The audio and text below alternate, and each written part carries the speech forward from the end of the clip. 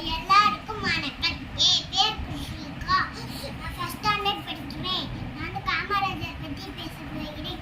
1903ஆம் ஆண்டு ஜூலை 15ஆம் தேதி விருதுநகர் மாவட்டத்தில் குமாரசாமி ஐயாவுக்கும் சிவகாமி அம்மாளுக்கும் மகனாக பிறந்தார் நம்மளுடைய காமராஜர். ஹேப்பி பர்த்டே எங்க தலைவருக்கு, ஹேப்பி பர்த்டே எங்க தலைவருக்கு, ஹேப்பி பர்த்டே பெருந்தலைவருக்கு, ஹேப்பி பர்த்டே பெருந்தலைவருக்கு.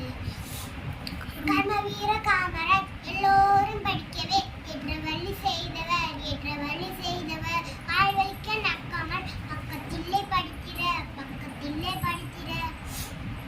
மதிய உணவு தந்தவர், காந்தி காந்தி வழியில நடந்தவர்.